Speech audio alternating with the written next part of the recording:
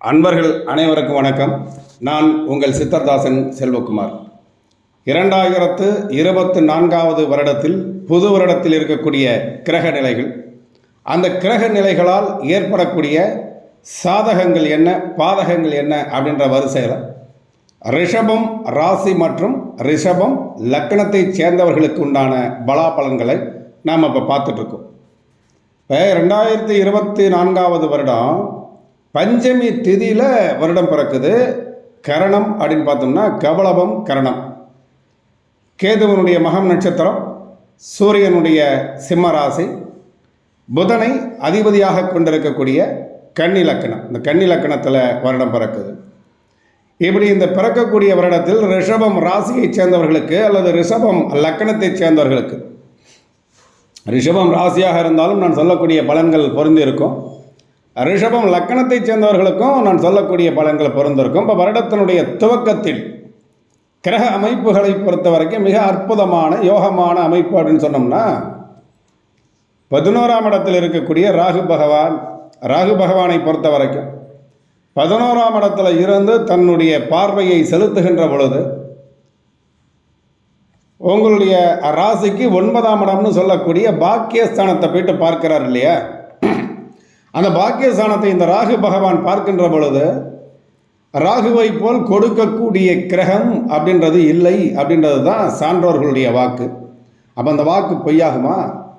மிகப்பெரிய பதவி, இதுநாள் வரைக்கும் காத்திருந்த மிகப்பெரிய அதிர்ஷ்டமான வாய்ப்புகள், நாம் இந்த இலட்சியத்தை தான் அடைய வேண்டும், இன்ன விதமான பதவிகளெல்லாம் நமக்கு வரணும், நாம் சாதிக்க வேண்டிய சாதனைகள்லாம் இதுதான் அப்படின்னு சொல்லி அதற்குண்டான பிளானில் அதற்குண்டான முயற்சிகளில் ஈடுபட்டிருக்கீங்க இல்லையா?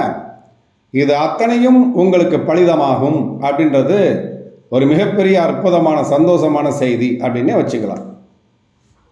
அதற்கு அடுத்தது இருக்கக்கூடிய கிரக நிலைனா ராகுவை பற்றி திரும்பவும் உங்களுக்கு சொல்கிறேன். அதற்கு முன்னாடி இருக்கக்கூடிய கிரக நிலைகள் அப்படின்றத பார்த்தோன்னா, வருகின்ற மே மாதம் வரைக்கும் குரு பகவான் 12ஆம் இடம்னு சொல்லக்கூடிய விரயஸ்தானத்தில் இருக்கிறார். இப்போ குருவை பொறுத்த வரைக்கும் இருக்கிற இடத்த கெடுத்துருவார், ஆனால் பார்க்கக்கூடிய இடங்களை எல்லாம் வாழ வைப்பார். அப்போ உங்களுடைய ராசிக்கு 5ஆம் இடத்தை பார்க்கிறார், 7ஆம் இடத்தை பார்க்கிறார், 9ஆம் இடத்தை பார்க்கிறார். இதெல்லாம் ஒரு பொன்னான அற்புதமான வாய்ப்புகள் அப்படின்னு இருந்தால் கூட கௌரவஸ்தானத்தில் உட்கார்ந்துருக்கிறார் இல்லையா? நாம் எதை செய்தாலும் ஒரு முறைக்கு பல முறை அனுபவசாலிகளிடம் ஆலோசனையை கேட்டுவிட்டு செயல்படுத்துவது நல்லது. ஒரு மனிதர்கள் ஒரு இடத்துல இல்லை அப்படிங்கும்போது அவங்கள பற்றி நம்ம பேசுகிறது, அவங்கள பற்றி நம்ம விமர்சனம் பண்ணுறது அப்படின்றதையும் நாம் தவிர்த்து கொள்ள வேண்டும் அப்படின்றது இன்று இருக்கக்கூடிய கிரக நிலைகள் அந்த அமைப்பை காட்டுது. ஆனால் மே மாதம் 1ஆம் தேதிக்கு பிறகு ராசியிலே குரு பகவான் வந்துடுறார். அப்போ ராசியில் இருக்கக்கூடிய குரு பகவான் என்ன பண்ணுவார் அப்படின்னா, மிக அற்புதமான யோகமான அமைப்புகளெல்லாம் காமிப்பார். அப்போ 5ஆம் இடத்தை பார்ப்பார், குடும்பஸ்தானம்னு சொல்லக்கூடிய 7ஆம் இடத்தை பார்ப்பார், பாக்கியஸ்தானம்னு சொல்லக்கூடிய 9ஆம் இடத்தை பார்ப்பார். ஆனால் இப்போ குரு பகவான் எங்கே பார்க்குறார்? 4ஆம் இடத்தை பார்க்குறார் இல்லையா? அப்போ அந்த 4ஆம் இடத்தை போயிட்டு அந்த குரு பார்க்கும் பொழுது சனி பகவானும் சேர்ந்து பார்க்குறாருன்றத கவனத்தில் நாம் எடுத்துக்கணும். அப்போ இந்த 4ஆம் இடத்தை போயிட்டு சனி பகவானும் பார்க்கறதுனால என்ன நடக்கும் அப்படின்னு கேட்டிங்கன்னா, நாம் செய்து கொண்டிருக்கக்கூடிய தொழில் எந்த தொழிலாக இருந்தாலும் மற்றவர்களை நம்பி பொறுப்புகளை ஒப்படைக்க கூடாது. நாம் அலுவலகத்தில் ஒர்க் பண்ணுறோம் அப்படின்னு வச்சுக்கோங்க. அந்த அலுவலகத்தில் கூட உயர் அதிகாரிகள் உங்களிடம் சொல்லக்கூடிய பொறுப்புகளை நீங்களே முன்னின்று நிறுத்தி அந்த பொறுப்புகளை செய்து முடித்து விட வேண்டுமே தவிர மற்றவர்களை நம்பக்கூடாது. ஏனென்றால் உழைப்பும் அதற்குண்டான மூளையும் செயல்பாடும் உங்களுடையது.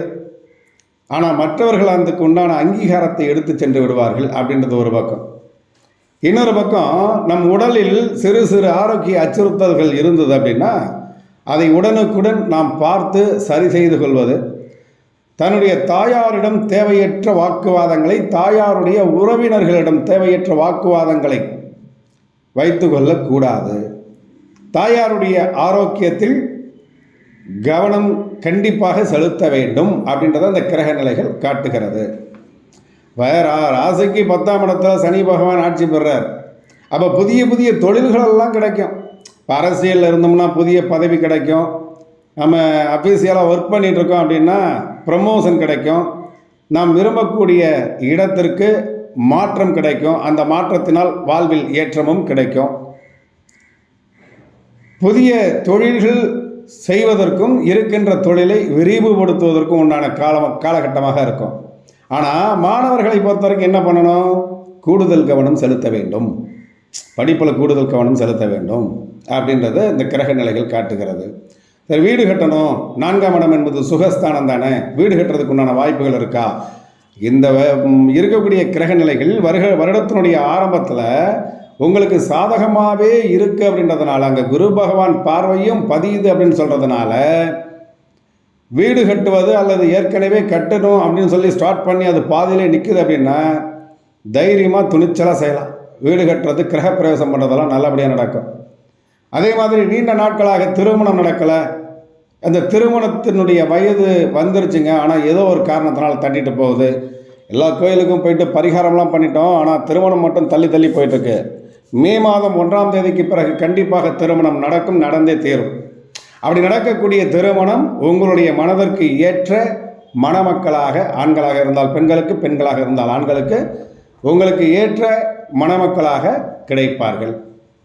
சரி, இந்த ரேஸு, ஷேர் மார்க்கெட்டு, ஸ்பெகுலேஷன், போட்டி பந்தயம் இதெல்லாம் எப்படி இருக்குது அப்படின்னு பார்த்தோம்னா அடித்து தூள் கலப்பலாம். ராகு பகவான் தான் 11ஆம் இடத்துல இருக்கிறார் இல்லையா?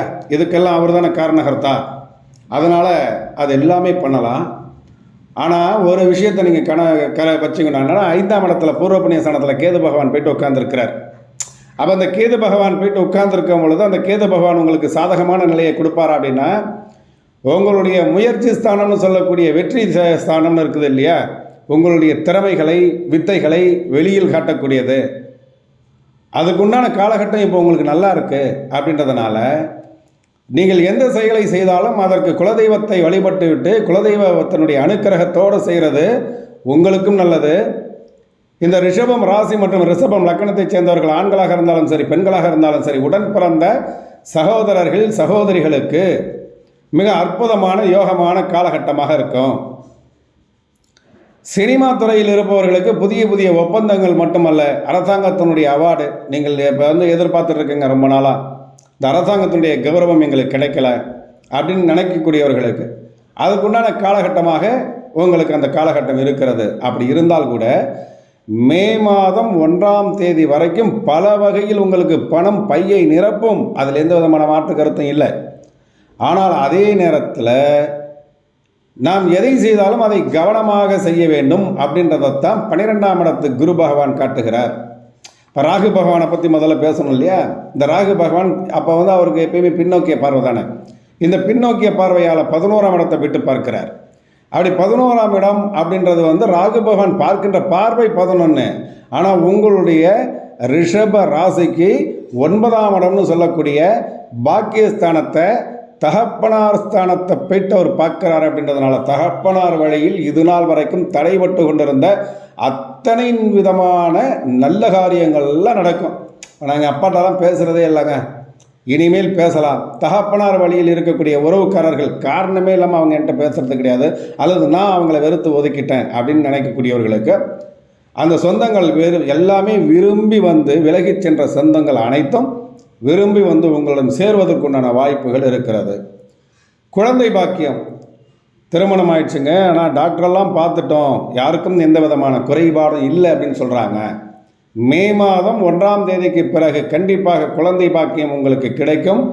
ஆனால் அதற்கும் நான் முன்பு சொன்னது போல குலதெய்வத்தினுடைய வழிபாடு மே மாதம் 1ஆம் தேதிக்கு முன்னாடி ஒரு ட்ரிப்பு உங்களுடைய குலதெய்வ கோயில் எந்த ஊரில் இருந்தாலும் சரி, நான் போன வாரம் தான் போயிட்டு வந்தேன், பரவாயில்ல, மே மாதம் 1ஆம் தேதிக்கு முன்னாடி, அதாவது ஏப்ரல் மாதம் லாஸ்ட் வீக் என்ன பண்ணுறீங்க, ஏதாவது ஒரு குலதெய்வத்து கோயிலுக்கு குடும்பத்தோடு போயிட்டு வாங்க.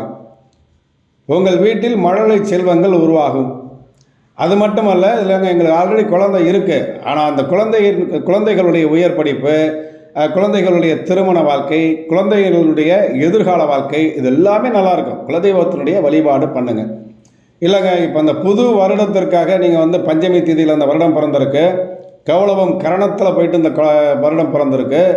இப்போ நாம் வந்து என்னுடைய ரிஷப ராசிக்காக, ரிஷப லக்கணத்திற்காக நான் ஏதாவது ஒரு வழிபாடு செய்யணுமா அப்படின்னா, ஸ்ரீரங்கத்தில் இருக்கக்கூடிய ராமானுஜர் வழிபாடு தான் உங்களை வாழ்வாங்கு வாழ வைக்கக்கூடிய வழிபாடு. அப்படின்னா ஸ்ரீரங்கத்தில் இருக்கக்கூடிய வழிபாடு, ஸ்ரீ ராமானுஜரை வழிபடுவது அப்படின்னு. ஜோதிடம் சம்மந்தமாக உங்கள்கிட்ட நான் ஏதாவது கேட்கணும், என்னங்க பண்ணலாம் அப்படின்னா, நமக்கு யூடியூப்பில் வந்து குழு வச்சுருக்கோம். அந்த யூடியூப் குரூப் அப்படின்னு ஒன்று இருக்குது. அந்த யூடியூப் குரூப்பில் ஜாயின் பண்ணிக்கோங்க. இந்த யூடியூப் குரூப்பில் ஜாயின் பண்ணிவிட்டு நீங்கள் கேட்கக்கூடிய கேள்விகள் எல்லாவற்றிற்கும் எனக்கு எவ்வளவு வேலை இருந்தாலும் உங்களுக்கு கண்டிப்பாக பதில் அனுப்புவேன். இல்லைங்க, நான் வாட்ஸ்அப்பில் அனுப்புவேன், கமெண்ட்டில் அனுப்புவேன். நீங்கள் வாட்ஸ்அப்லையும் கமெண்ட்லையும் அனுப்புறதுக்கு கண்டிப்பாக நான் பதில் தருவேன். ஆனால் யூடியூப் குழுவில் நீங்கள் ஜாயின் பண்ணிவிட்டு நீங்கள் அனுப்பக்கூடிய கேள்விக்கு உடனடியாக நான் பதில் தருவேன். இல்லை தனிப்பட்ட முறையில் பார்க்கணும், டிஸ்கிரிப்ஷனில் என்னுடைய வாட்ஸ்அப் நம்பர் இருக்குது. என்னுடைய வாட்ஸ்அப் நம்பருக்கு உங்களுடைய ஜாதகத்தை அனுப்புங்க. தனிப்பட்ட முறையில் ஜாதகம் பார்க்கணும் அப்படின்றவங்களுக்கு என்னுடைய நம்பருக்கு தொடர்பு கொள்ளுங்கள். அதுக்குண்டான பதிலும் கிடைக்கும். சரி, இந்த வருடத்தில் பாதகமான நிலைகள், சாதகமான நிலைகள் எது மேலோங்கி இருக்கு அப்படின்னா, சாதகமான நிலைகள் மிக மிக அற்புதமாக மேலோங்கி இருக்குது. மார்க்கு 90% உங்களுக்கு நல்லா இருக்குது. வெற்றி மேல் வெற்றியே உங்களுக்கு கிடைக்கும். இது குறித்து இந்த பதிவை நல்லா பாருங்கள். இது உங்களுக்கு பிடிச்சிருக்கு, பலன் அளிக்கும் அப்படின்னு சொன்னால் சப்ஸ்கிரைப் பண்ணுங்கள், ஷேர் பண்ணுங்கள், கமெண்ட் பண்ணுங்கள். ஏதாவது சந்தேகம் அப்படின்னு சொன்னால் யூடியூப் குழுவில் ஜாயின் பண்ணிங்க. உங்களுடைய கேள்விகளுக்கு உடனுக்குடன் நான் பதில் தரேன். மீண்டும் வேறொரு பதிவில் சந்திப்போம். வணக்கம்.